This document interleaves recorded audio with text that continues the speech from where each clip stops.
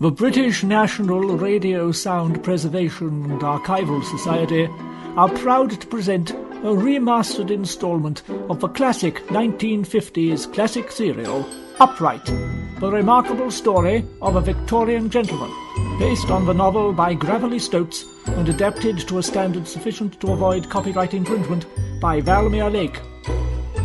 Episode 4. The Oily Duck. It occurs to me that given the unpredictable nature of my adventures so far, it is possible the pages of my diary up to this point might become lost.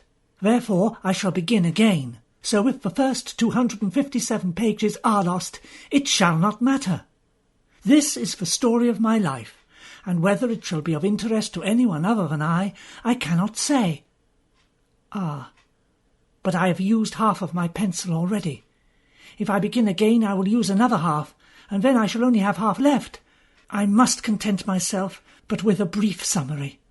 Suffice to say, I am keeping a diary, and after being given a position by Mr. Cheerychops, "It's over there, by the window. There's glass, so when people spit at you, you'll be all right.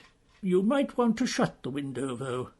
Days later, I was sent on firm business to Netherwood Park, Hopchester. But on the way, I and companions I met upon the way were abducted.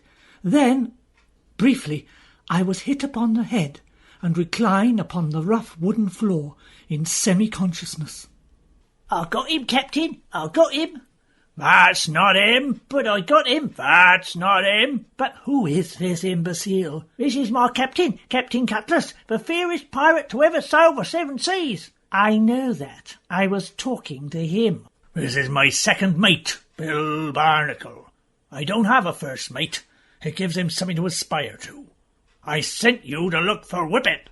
"I got him, sir." "That's not him." "Oh, for goodness sake, Whippet is still at large, or drowned in the bogs." "This is another lad. Take him to the cart." "Yes, Captain." "Come on, Whippet, up you get." "I got you, I did. Whack! Ha-ha, that'll teach you to run off. I say, that'll teach him to run off, Captain." "That's not him. Now move." "Yes, Captain." I groaned. "Don't hit him again. Make him walk to the cart. I want to be off." "Aye, aye, Captain." "I'm not happy. I'm not happy at all. Never had a lad get away before. Why didn't he eat his potato?" "I don't know, but I shall find out." At this point, I heard no more. Although I did not know this at the time, 6 months prior to my adventure's beginning, events were occurring at Her Majesty's Admiralty that would later have a bearing on my predicament. "Has the latest edition of Sailor Boy arrived yet, Commander?" "Not yet, sir." "Oh, dear. I can't wait for the next thrilling instalment of Sailor Sam's adventures." "Indeed, no. The smuggling down at Hopchester Cove, Admiral, it's getting worse." "Oh, dear." "We think we know who it is, but we have no proof. We need a spy in the camp." "A camp spy? Yes. Infiltrate them from within." "Yes, Admiral." "Oh, see to it. Send our best agent." "No, they will need to be cunning, resourceful, a master of disguise, a will-o'-the-wisp, a shadow beneath the sun." "Well, we've only got No names. Walls have portholes. Mime it." "Mime it?" "Mime it. Go on, man. Are you a member of Her Majesty's Navy, or aren't you?" "Yes, sir." It's a man. It's a woman. What are those?" "Well, you know, sir." "No." "Well, has Sailor Sam got them?" "I don't know." Sir, the latest edition of Sailor Boy is here." "Oh, quick, man, bring it in." But, Admiral, the secret agent?" "Oh, send whoever you want. Let's get on to Sam's latest adventure. Read it out, Mullins. I shall look at the pictures." "Yes, sir. Now, let's see. He survived the fight with the giant squid." "Oh, I knew he would. Now he's fighting quick-setting jellyfish, trying to stun him and pin him to the spot at the same time. Oh, that's what they are. Oh, but look, he's taken his sea boots off and caught the end of a hanging sea rope to lift him to the cliff. The mermaid left it for him. Oh, I knew she was true. I hope the crabs don't get him. Oh, they didn't on the way in, my lord. No, but he's tired now. He wasted too much time singing sea shanties with the octopi. You know, it was reading about Sailor Sam that made me want to join the Navy. Yes, sir? I was going to have to join anyway, because all my family do. But Sam made me want to. Yes, Admiral. Sailor Sam and his trusty boat, the Oily Duck. Lord Dubious is seriously displeased, Mrs. Jiggles. Oh, yes, Mr. Sneeringly, sir. This cannot be allowed to happen again. Oh, no, it shan't, sir. We are going over to Carrots. Carrots? Yes, it's for counting, you see, sir. Potatoes is very hard to keep track of. With your carrots now, you can count 'em forever with the carrot counting song. My point is, one little carrot growing on his own, another little carrot comes, so he's not alone. Two little carrots growing side by side, they have a baby, and then there are 5. 7 little carrots growing in a line. Along comes another one, and now there are 9. Enough! 9's enough. Very good, Mr. Steeringly, sir. The point is not how many potatoes or carrots there are, but why he did not eat it. Did he guess something was wrong? Or did he know? He was allergic, sir. What?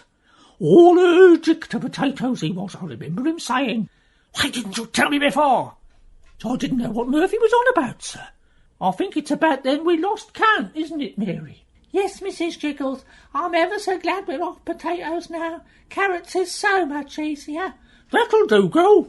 Mind your peas and don't forget they've got to be individually wrapped. Yes, Mrs. Jiggles. He knew. I know he knew. But how? Oh, because you're ever so clever, sir, that's how. Not how I knew he knew. How did he know? What do you knew? No! He knew! How did he know? Oh, can we get back to the carrots, sir? No! I must... Mr. Sneeringly, sir. Sir? Sir? Brass feet at last. I sent you out to look for that lad hours ago. I found... Arthur Whippet? Nothing like him. He didn't have a moustache. I haven't got a moustache. Well, now, I never said you did. I never said she did. This is his young lady, sir. They are betrothed. Betrothed? This man said my Arthur is here. Did he? Well, my dear, he is waiting upstairs. Well, if that don't beat all, he was upstairs all the time. I came to with the smell of salt tingling my nostrils. As I opened my bleary eyes, I saw a face gazing down at me. Odd or even? I beg your pardon? Odd or even? Simple question. We're all odd on this side of the ship. Evens is over there. I don't know. What ship? Weren't you given a number? No. He wasn't given a number.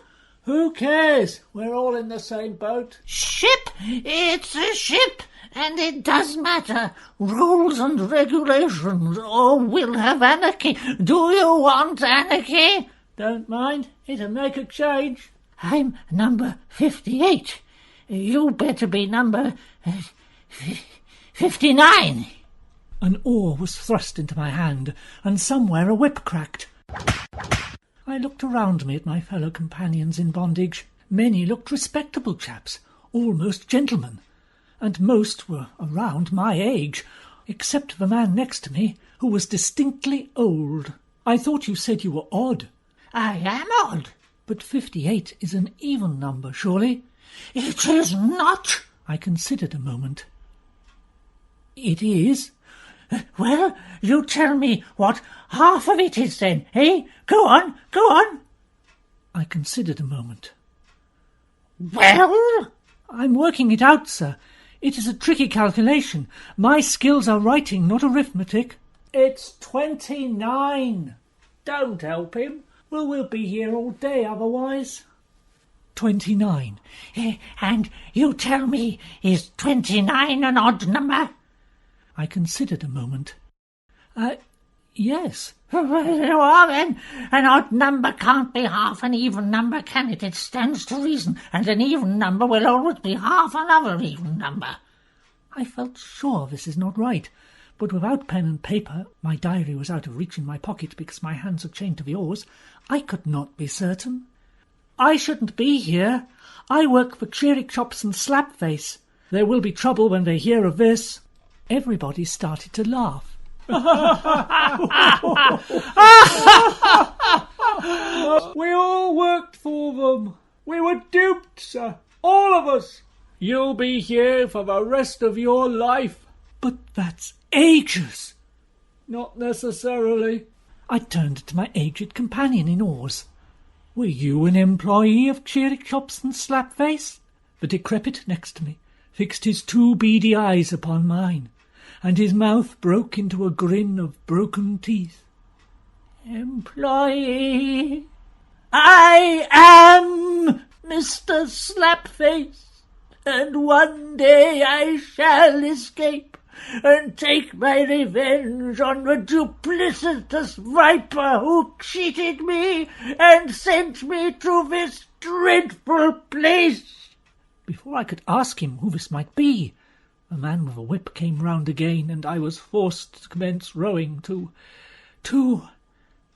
I did not know where.